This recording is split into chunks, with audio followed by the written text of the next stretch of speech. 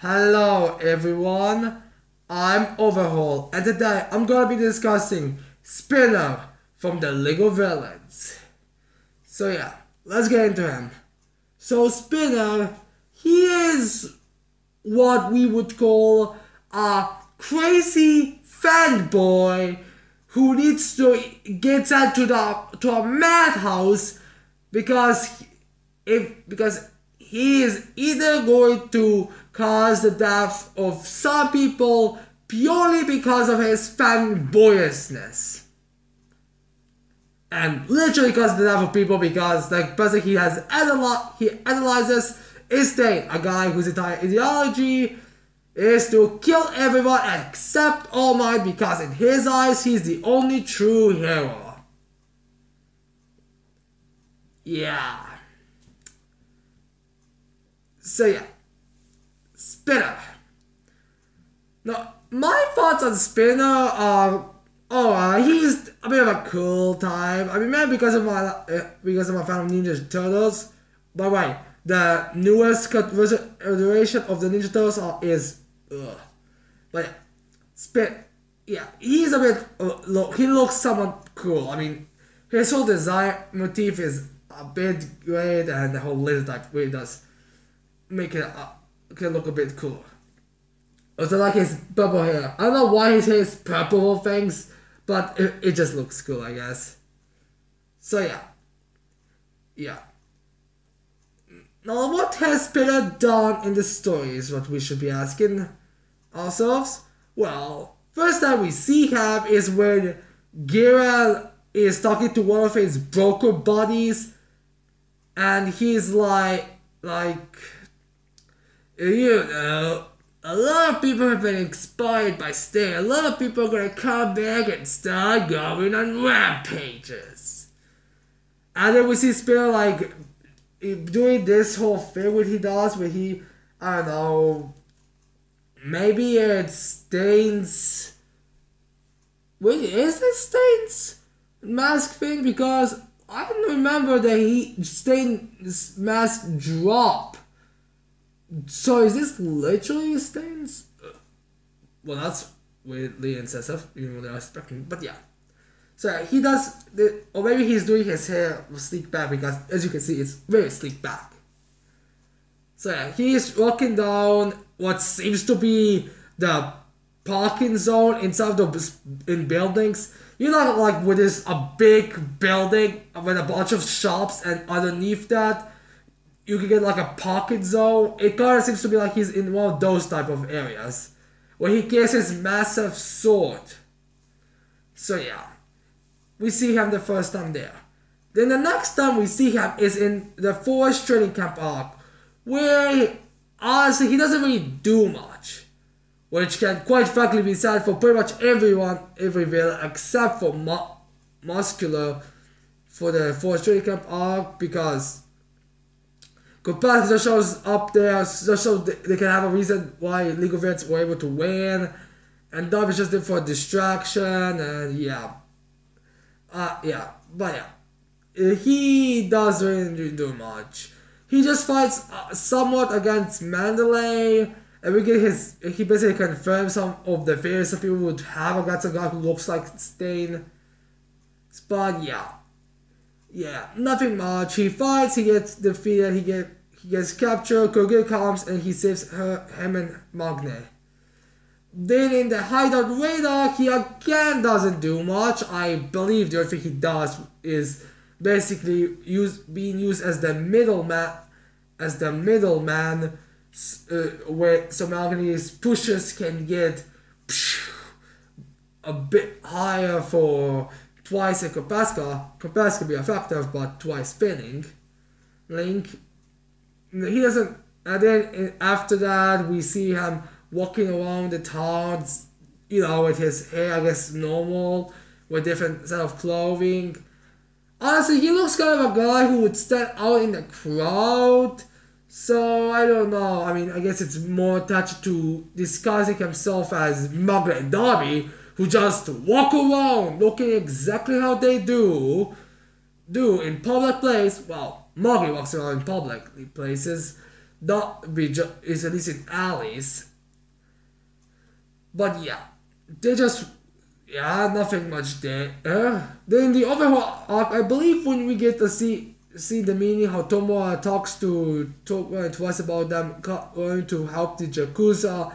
I believe we see him like lightning there on the side somewhere, like just this. Yeah, no, and nothing else. Then at the end of the overhaul arc, he has a little moment where he's like driving a truck or a van or something.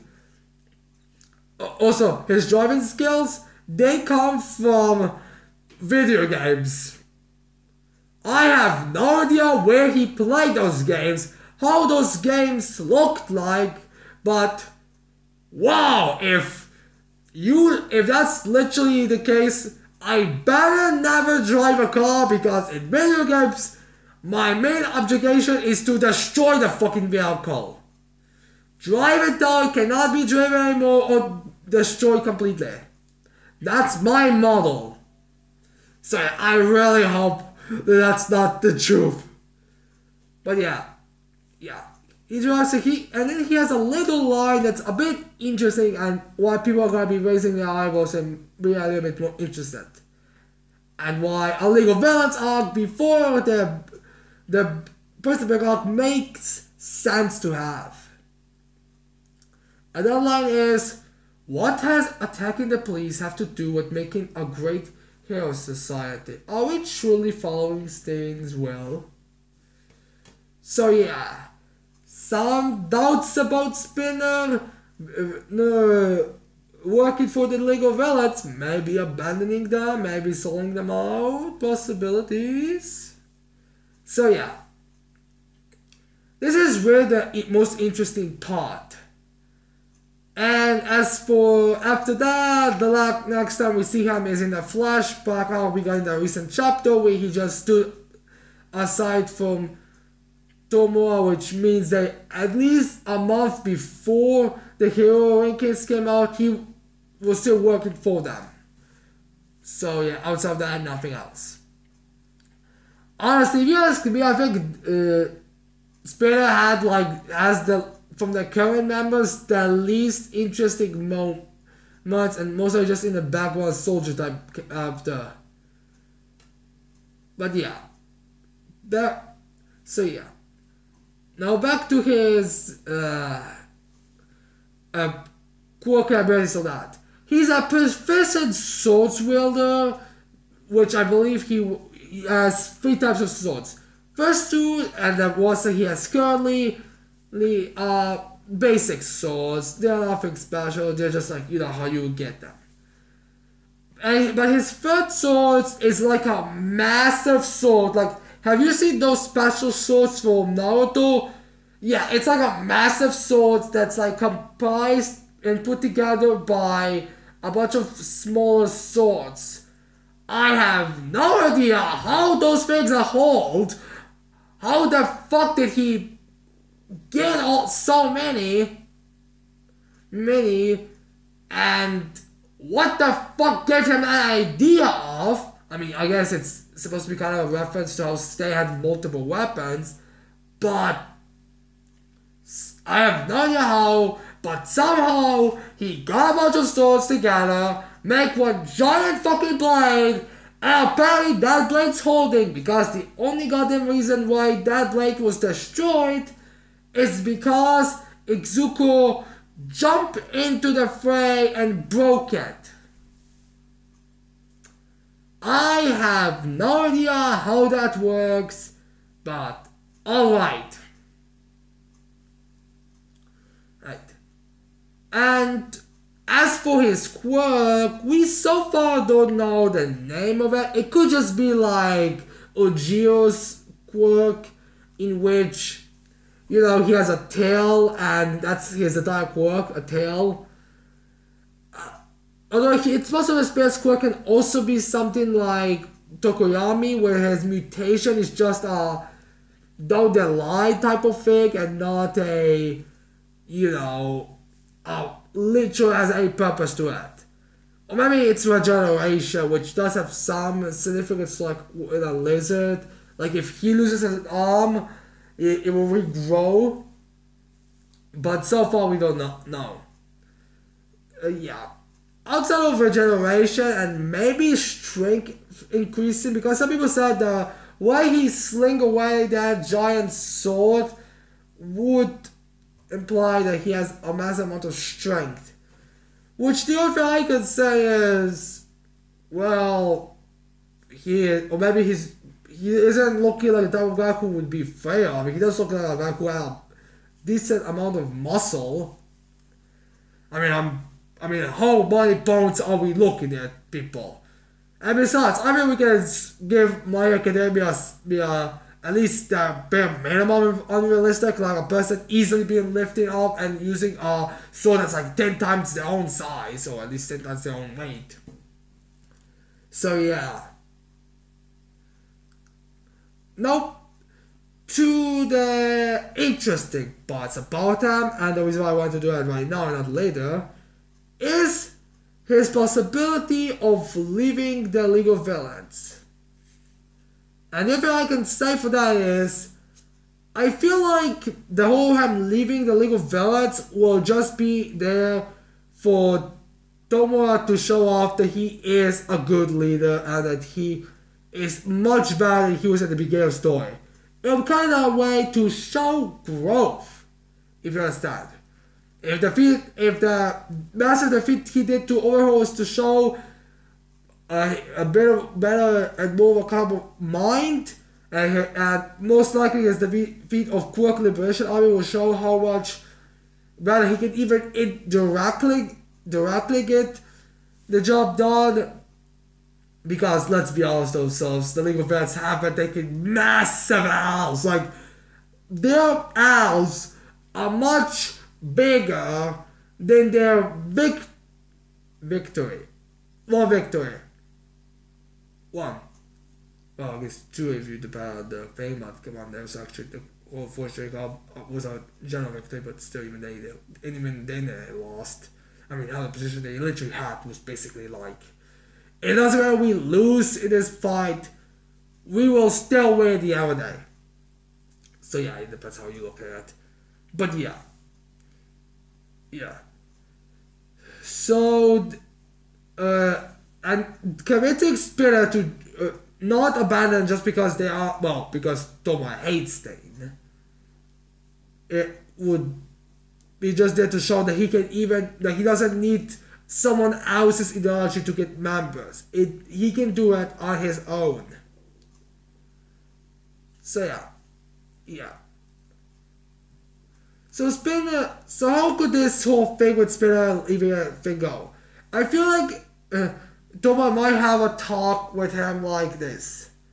Spinner, I really don't care about the ideologies that Stain have. I don't care how I hate the guy.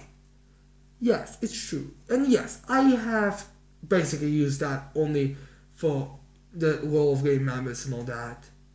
But listen, Spinner. Stain's ideology had big flaws.